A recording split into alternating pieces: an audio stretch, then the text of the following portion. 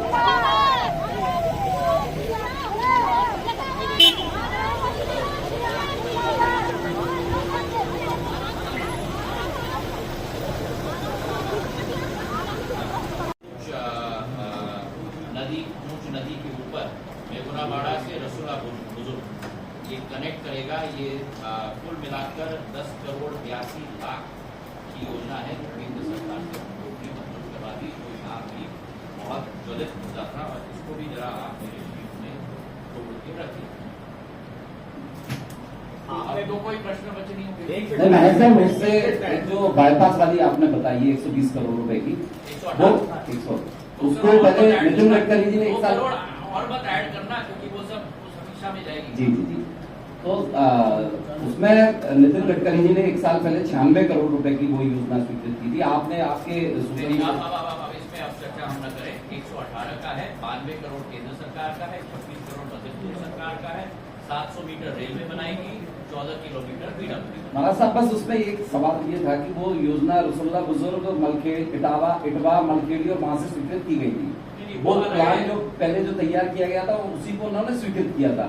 तो इसका पूरा नक्शा चेंज हो गया। ये पूरा राती खेड़ा जो हो गया सो हो गया। अब इसमें मत जाओ कि वो कहा क्या ये वो शहरवासियों के लिए अब ये स्वीकृत हो गया। शहरवासियों के लिए इसका बहुत बहुत लाभ मिलेगा। चलिए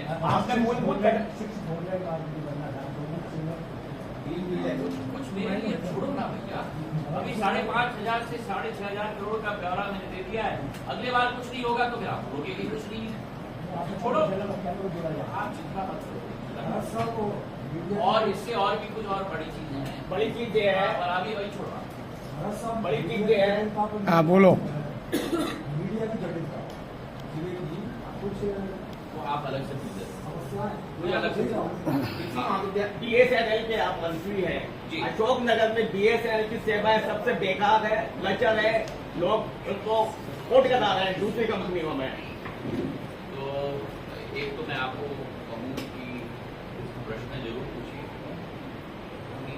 उग्रता से पूछने की जरूरत नहीं कि आपके सामने मंत्री सुशील समाज से आपको उत्तर देगा। बीएसएनएल की जो प्रगति प्रधानमंत्री जी के नेतृत्व में हुई, आज भारतीय 4G स्टैक जो विश्व के किसी देश ने नहीं बनाया वो आज बीएसएनएल में क्रियान्वित हुआ है। करीब हमारे 90,000 साइट्स पूरे देश में है। 90,000 साइट्स के आधार पर जो 8 करोड़ 55 लाख हमारे उपभोक्ता 15 माह पहले हुए, आज वो बढ़ के 9 करोड़ 25 लाख। प्रश्न ये है कि क्या आप इससे संतुष्ट हैं? उत्तर मेरा है नहीं। क्यों? क्योंकि अभी भी बीएसएनएल का नेटवर्क और अधोसंरचना हमें बढ़ाना है। क्यों? हमारे जो कंपेटिटर्स उनके टोटल टावर्स आज देश में 3.5 से 4.5 लाख, हमारे टोटल टावर्स आज देश में करीब 1 लाख। अभी 22,000 और टावर्स का ऑर्डर में तेजस को देगा, वही इंडिया स्टैक का ऑर्डर। हमारे लिए कठिनाई क्या होगी मैं आपको समझाऊंगा। हमारी देरी क्यों हो गई? कि हमने निर्णय लिया कि हम नोकिया से इक्विपमेंट नहीं लेंगे, हम एरिक्सन से इक्विपमेंट नहीं लेंगे, हम सैमसंग से इक्विपमेंट नहीं लेंगे, हम चीनी कंपनियों से इक्विपमेंट नहीं लेंगे, हम अपना आत्मनिर्भर सोल्यूशन बनाएंगे। और 50 साल में अमेरिका जैसे देश में, जर्मनी जैसे देश में अपना आत्मनिर्भर सोल्यूशन नहीं बनाया। पूरे विश्व में केवल 5 देश हैं जो टेलीकॉम के इक्विपमेंट बनाते हैं। प्रधानमंत्री जी के नेतृत्व में पहली बार 6वां देश भारत बना है और बीएसएनएल कंपनी बनी है जिसने भारतीय आत्मनिर्भर सोल्यूशन को अपनाते हुए उपभोक्ताओं को सर्विस दी। तो अभी हम लोग 1 लाख में, ये 3 लाख में, ये 4 लाख में। अभी मुझे उस कॉम्पिटिशन से मुझे कैचअप करना है। उसके लिए पहले 22,000 का ऑर्डर मैंने दिया। जैसे हमारे टावर्स एक्टिवेट लगेंगे वैसा हमारा सर्विस बढ़ेगा। जैसे हमारा सर्विस बढ़ेगा वैसा ही हमारा रेवेन्यू बढ़ता जाएगा। आपने सुना भी होगा 4 दिन पहले मैंने बीएसएनएल की 3 माह की रिव्यू ली।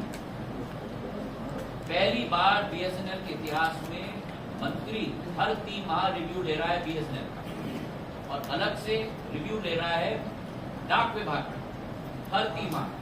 और पिछले 3 माह का रिपोर्ट ये है कि जो हमारा रेवेन्यू पिछले वर्ष पहले 3 माह में रहा, अप्रैल मई जून 2025-26, उससे 10% वृद्धि इस बार हुई BSNL के रेवेन्यू। वहीं डाक विभाग के रेवेन्यू में जो 3,270 करोड़ की रेवेन्यू पिछले वर्ष हुई थी 3 माह में, इस वर्ष 4,009 करोड़ रुपए की रेवेन्यू, मतलब 22% की वृद्धि इस बार हुई है, जहां BSNL की वृद्धि 10% 4,000 करोड़ से 4,480 करोड़। तो हम लोग सुधार के रास्ते पे हैं। आप जैसे व्यक्ति का आशीर्वाद रहे, आपका साथ रहे, आपका मुस्कुराहट रहे, तो हर उपभोक्ता को हम उसे खुश कर पाएंगे, इसका हमें पूरा विश्वास है। सभी का बहुत बहुत धन्यवाद। हाँ, वो कर रहे हैं वो। हाँ, अच्छा किया आपने बताया। मैंने वहां घोषणा की थी, वो प्रस्ताव रेलवे बोर्ड में किया जाएगा 22/7 तक। उसका अगर संतोषजनक जवाब नहीं आया, उसको फॉरक्लोज किया जाएगा और नया NIT का टेंडर निकाला जाएगा। दूसरा भाग चंदेरी से पिछोड़ 55 किलोमीटर का, ये सितंबर 2026 तक तैयार हो जाएगा। वर्क ऑर्डर सितंबर 2026 तक किया जाएगा। और पिछोड़ दिनारा का सेक्शन 42 किलोमीटर का ये कार्य प्रगति पर है, 30% कार्य स्टार्ट हो गया। तो ये 262 करोड़ रुपए की योजना है। अब 8वीं योजना, और आप लोग गिनते भी जाइएगा। कल मुझसे कोई एक आपके मेरे जिगरी दोस्त मुझसे पूछ रहे थे कि ये क्या है, और ये जवाब सब आप लोग लिखते जाइए, ठीक है। कॉल सेंटर जो हम लोगों का बना है, वो वहाँ अभी 592 हमारे नौजवान बच्चे। तो किसी ने मेरे से पूछा कि 600 से क्या होगा। आप लोगों को मैं सूचित करना चाहता हूँ, हजारों करोड़ रुपए की योजना आती है फैक्ट्री की, 100 लोगों को रोजगार। मेरा लक्ष्य ये है कि राशि पे मेरा ध्यान नहीं, कितने रोजगार मिले उस पर मुझे ध्यान। किसी भी संयंत्र में 600 बच्चों को, नौजवान बच्चे तो अभी कॉलेज से निकले भी ना हो, 18 साल, 20 साल, 21 साल, उनको शुरुआत में ही 20-25 हजार रुपए की तनख्वाह।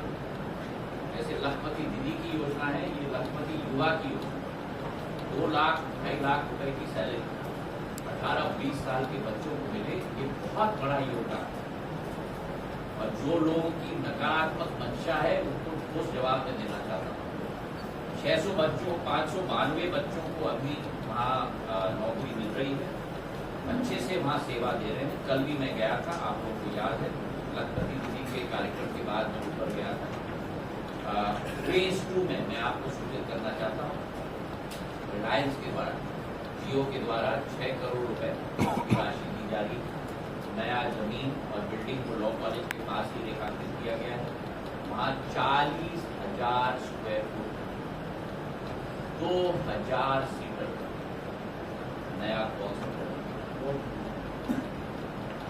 2,000 बच्चे, चाहे अशोकनगर के हों, चंदेरी के हों, मुंगावली के हों, बीना के हों, गुना के हों, रावगढ़ के हों, अमोरी के हों, हमारे पिछोड़ के हों, करेरा के, आसपास के झांसी के हों, सब ये केंद्र बने। 592 यहाँ 2,000, आप अनुमान लगाओ कि अगर 2,592 बच्चों को यहाँ रोजगार का अवसर मिले और एक बच्चे को 25,000 या 20,000 रुपये प्रति माह मिले, मतलब 2,50,000 प्रति वर्ष, 2,600 तो कितना गजब।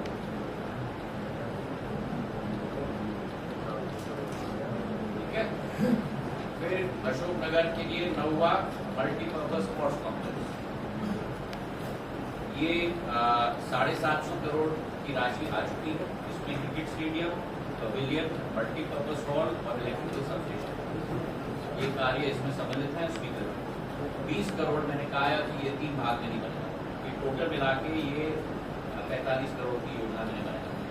पहले 7.5, फिर 20, फिर 18, नहीं मैंने कहा पहले 28 का बनाओ, फिर 18 का। 28 का जो बाकी 20 का है, क्योंकि 7.5 का तो अप्रूवल है, बाकी 20 का DPR 23/7 तक तैयार हो जाएगा। परमिशन 23/7 तक मिलेगा। DPR अगस्त के पहले हफ्ते में हम लोग तैयार करने की कोशिश करेंगे। उसके बाद 28 करोड़ का भूमि पूजन का ये बनेगा हमारा शंकर, इसका हम लोग नियोजन करेंगे। जैसे शिवपुरी का बना है बड़े महाराज के नाम पे, वैसे अशोकनगर का बना है। ये आप लोगों की बहुत बड़ी मांग थी और यहाँ सब जनप्रतिनिधियों की बहुत बड़ी मांग थी। 10वीं योजना अशोकनगर का बाईपास। ये अशोकनगर का बाईपास मुझे खुशी है आपको कहते हुए कि ये रातीखेड़ा, रीठा, मालखेड़ी, मोरली, इंदलखेड़ी, अशोकनगर, विदिशा रोड ये स्वीकृत हो चुकी है। 118 करोड़ रुपए की योजना है। भारत सरकार से 92 करोड़ मैंने गडकरी साहब से मैं लेके आया हूँ, तो मैं धन्यवाद अर्पित करना चाहता हूँ। बाकी जो 26 करोड़ है उसके लिए EFC नीति मध्य प्रदेश सरकार, 26 करोड़ मध्य प्रदेश सरकार से आ रहा है, 92 करोड़ कहाँ से आ रहा है, 92 करोड़ आ चुका है, स्वीकृत हो चुका है। ये 26 करोड़ का EFC नीति होना है और उसके बाद AS और TS कराना है। इसमें 700 मीटर का भाग रेलवे का है, जो रेलवे का आरोपी बनने का है और 23/7 तक रेलवे को हम अपना डिजाइन करेंगे। तो ये भी बहुत बड़ी योजना है 118 करोड़ की अशोकनगर के बाईपास। इसके बाद 11 नंबर हमारा मेडिकल कॉलेज। मेडिकल कॉलेज का टेंडर हम लोग ने बार किया है, कोई भी व्यक्ति आगे नहीं आया। स्वास्थ्य विभाग के व्यक्ति को कहा है कलेक्टर साहब के साथ मिलकर चर्चा करें सभी निवेशकों के साथ कि आपको क्या क्या चाहिए ताकि आप निवेश करें। अब हम एक प्रारूप बना लें और उससे मिले ठेंगा, कोई नहीं आए, उससे काम नहीं चलने वाला।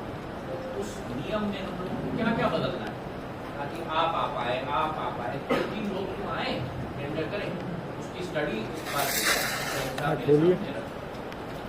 12 नंबर है शहरी क्षेत्र का सौंदर्यीकरण। तो मैंने आप लोगों ने छुपा छुपी करके जो मेरा रहस्य था उस प्रेजेंटेशन से चित्र निकाल के हमने अपने प्रेजेंटेशन में ब्रॉडकास्ट किया। पर आज मुझे खुशी आपको कहते हुए अशोकनगर शहर के लिए 30 करोड़, शिवपुरी के लिए 30 करोड़ और गुना के लिए 30 करोड़, किसी भी सरकारी निधि से सब 90 करोड़ 30 मैं निजी कंपनियों से ला मेरे एक शहर को सुंदर बना। शिवपुरी, गुना और अशोकनगर की बड़ी प्राचीन इतिहास है, लेकिन ये 75 वर्षों में आबादी बढ़ने से, किसी का ध्यान न देने से सब लोग दोबारा उस सुंदरता को में लाना। पूरी योजना तैयार हो चुकी है। पैसा का पहला किस्त भी पैसा के यहाँ कंपनी से पहुँच चुका है। आने वाले थोड़े समय में ही इसका पूरी हम लोग करेंगे और मैंने सभी जनप्रतिनिधियों को कहा है। मैं आप लोगों से भी निवेदन करूँगा कि उस कार्यक्रम शहर में चारों तरफ LED लगे, उस LED में पूरा प्रेजेंटेशन हाईवे से लेके दूसरी सरोवर तक पूरा 4.5 किलोमीटर का सौंदर्यीकरण कैसे करें, एक चौराहे का सौंदर्यीकरण कैसे करें, ROB का सौंदर्यीकरण कैसे करें, इतिहास के पन्ने कैसे लगाने। जैसे मैंने ग्वालियर में 4 द्वार बनाए, वैसे अशोकनगर में भी 2-3 द्वार में बना रहा हूँ। हमारे सांस्कृतिक संस्कृति के आधार पर, हमारे परंपरा सब हम लोग दिखाएंगे। 13वीं योजना है राजघाट की सिंचाई की योजना। ये 1572 करोड़ की योजना है, जिसमें अशोकनगर 922 करोड़ और गुना में 650 करोड़। इसका 82% कार्य समाप्त हो चुका है और अक्टूबर के माह में इस योजना का हम लोग लोकार्पण 14वां योजना है हमारी मुखवासा ईसागढ़ ठाकुरी चंदेरी राजघाट मार्ग। इसका कार्य भी करीब 37% कार्य प्रगति पर है। जून 2027 तक काम हो जाएगा और इसकी कार्य भी हम लोग हर माह पर मॉनिटर कर रहे हैं। जैसे शाडोरा से करीला माता मंदिर की सड़क 55 किलोमीटर की 135 करोड़ की, इसका 24% कार्य हो गया है और जनवरी तक 2027 तक ये मार्ग भी से तैयार करें। 16वीं हमारा पॉइंट है अशोकनगर का अस्पताल जो बरखेड़ी में बन रहा है।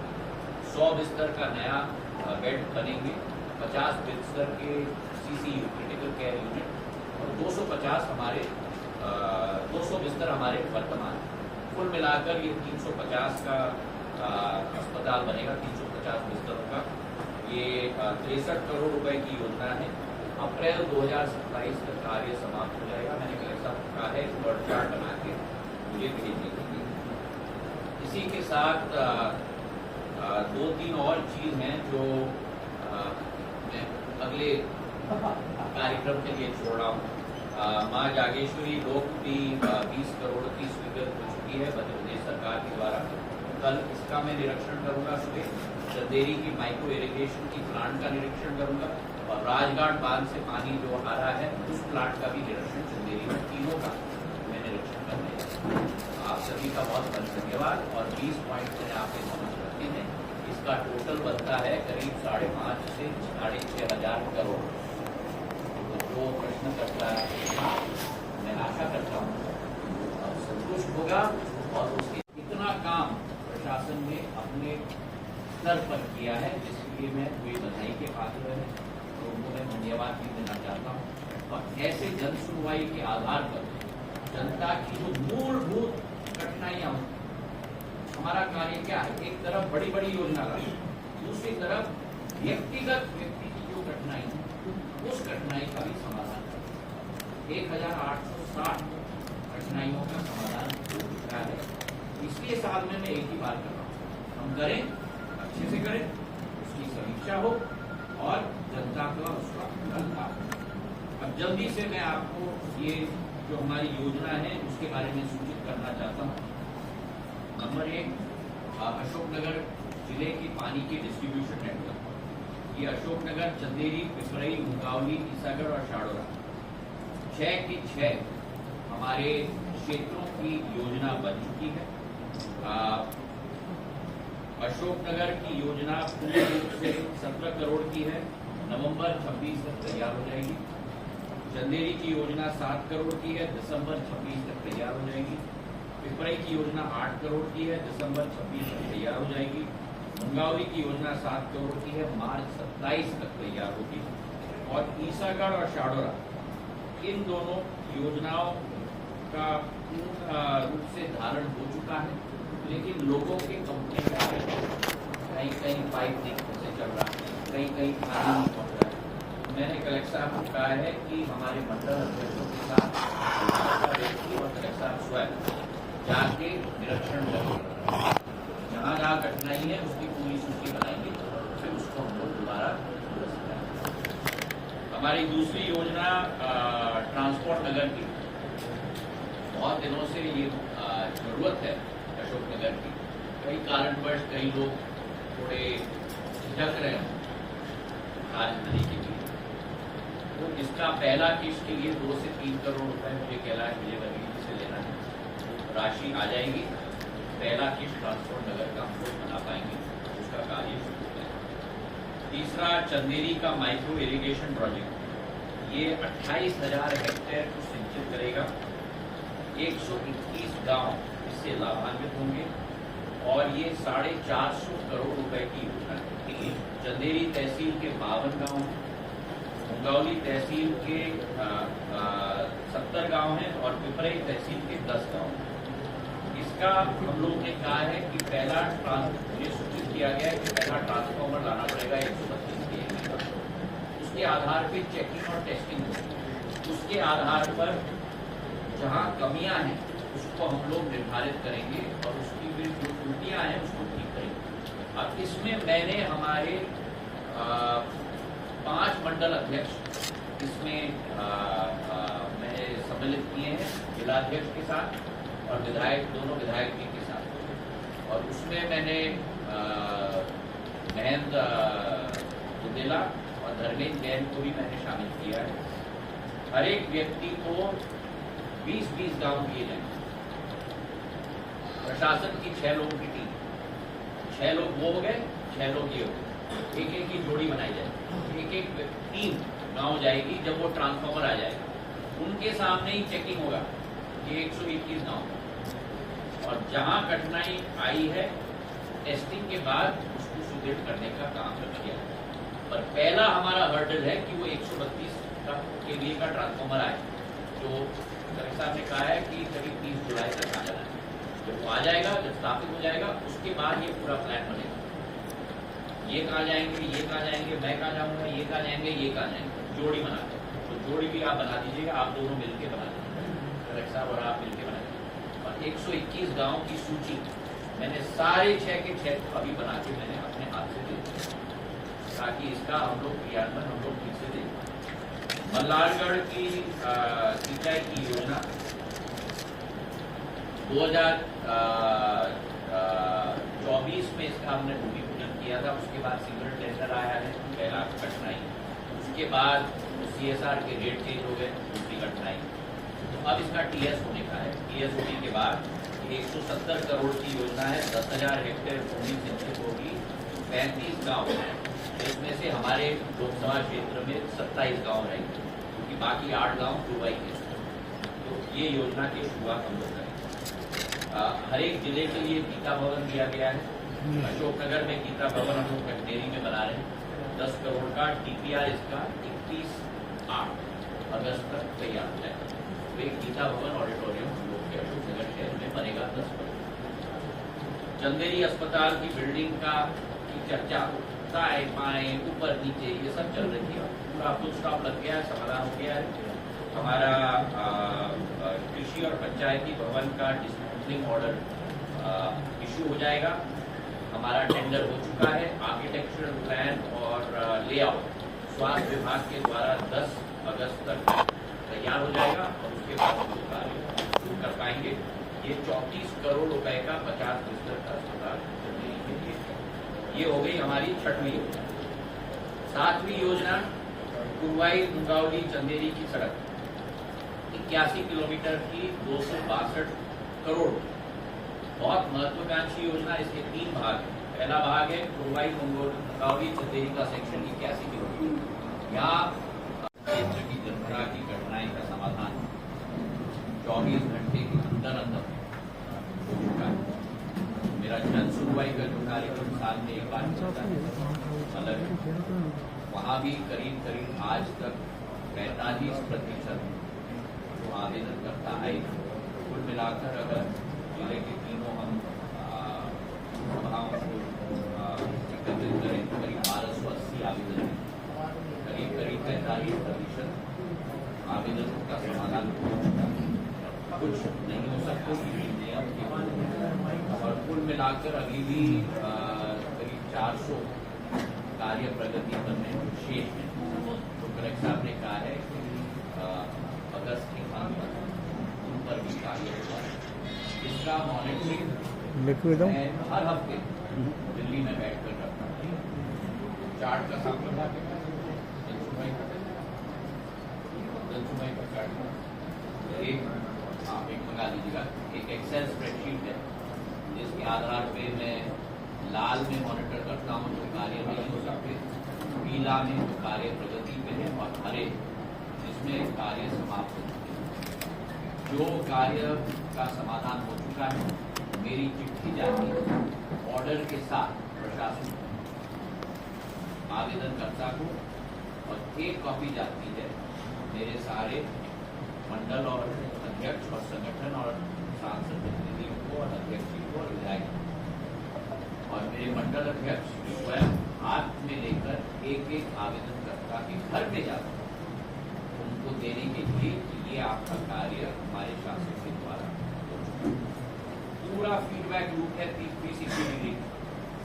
ये नहीं कि राजेश मेरे पास आ गए, मैंने कर दिया, चिट्ठी चली गई, ऑर्डर के बिना राजेश भटक रहे हैं कि महाराज ने तो कह दिया कि हो गया पर मेरा कुछ काम हुआ नहीं। प्रशासन का ऑर्डर साथ में हमारा कार्यकर्ता जाता है आपके घर में आपको देने के लिए पूरा 360 डिग्री का लूप समाप्त। और उसी के साथ आज आपने देखा है तीव्र गति से कार्य हुई है। आज हमारी समीक्षा बैठक में हम लोग ने कई विकास कार्यों की समीक्षा की है और आप लोग पूछते थे कि जनप्रतिनिधि की बैठक। इस बार मैंने अलग प्रक्रिया का इस्तेमाल किया। आज के बाद दिशा की बैठक में सारे मंडल अध्यक्ष उपस्थित, केवल विधायक जनप्रतिनिधि नहीं लेकिन मंडल अध्यक्ष, और मंडल अध्यक्ष इसलिए उपस्थित हैं केवल कार्रवाई की सूचना ग्रहण करने के लिए नहीं, हर एक मंडल अध्यक्ष को अपने कार्य क्षेत्र के आधार पर जिम्मेदारी दी गई। जो जिम्मेदारी आप लोग भी अदा करते हो, सर्वेक्षण करने के लिए, कार्य की गुणवत्ता देखने के लिए, वही जिम्मेदारी हेलो हेलो हेलो हेलो इसका माइक चल रहा है भैया। हेलो हेलो हमारे आदेश अपलोड होते हैं 1860। वो आदेश मैंने एक एक चिट्ठी बना के पिपरे के लिए 762, कचनार के लिए 303 और ईसागढ़ के लिए 795। ये मेरी चिट्ठी के साथ एक एक लाभार्थी को गया है और मंडल अध्यक्षों को गया है, जिन्होंने जाके ये पक्ष का काम थोड़ा मुस्कुरा रहा हूँ।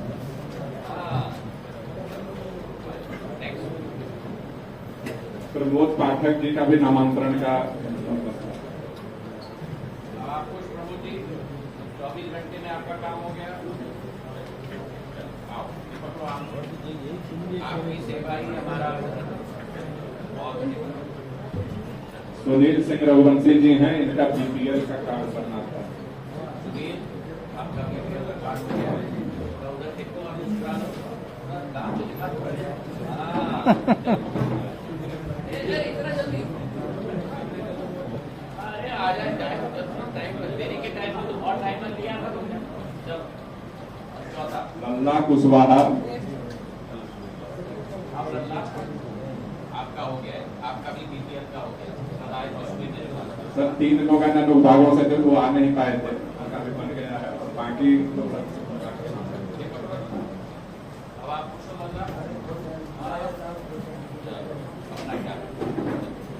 तकलीफ ज्यादा हो रही, कौन हो रही? कौन का कह रहा हूँ? आज सभी मीडिया के मेरे